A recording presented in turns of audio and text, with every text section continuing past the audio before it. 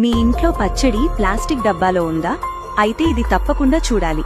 మనలో చాలా మంది పచ్చళ్లను ప్లాస్టిక్ డబ్బాల్లో నిల్వ చేస్తుంటారు, కానీ ఇదే పెద్ద ప్రమాదం. పచ్చళ్లలో ఉండే వెనిగర్, ఉప్పు, నూనె ఇవన్నీ ప్లాస్టిక్ తో రియాక్షన్ అవుతాయి. దాంతో ప్లాస్టిక్ లోని ప్రమాదకర కెమికల్స్ ఆహారంలో కలుస్తాయి. ముఖ్యంగా బీపీఏ, థాలేట్స్, స్టైరీన్ లాంటి విషపూరిత రసాయనాలు మన శరీరంలోకి వెళ్తాయి. ఇవి కంటికి కనిపించవు, వాసన కూడా రాదు, కానీ నెమ్మదిగా శరీరాన్ని పాడు చేస్తాయి. ప్రపంచ ఆరోగ్య సంస్థ ప్రకారం ఇవి ఎండోక్రైన్ డిస్ట్రప్టింగ్ కెమికల్స్.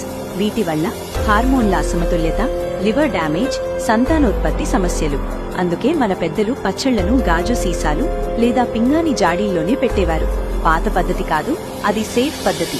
మోడర్న్ గా ఉండాలంటే ప్లాస్టిక్ కాదు, ఆరోగ్యంగా ఉండాలి. ఇప్పుడైనా మారండి, గాజు లేదా పింగాణి వాడండి. ఈ వీడియో మీ కుటుంబానికి ఉపయోగపడితే షేర్ చేయండి. ఇలాంటి నిజమైన ఆరోగ్య సమాచారం కోసం మా పేజీని ఫాలో అవ్వండి.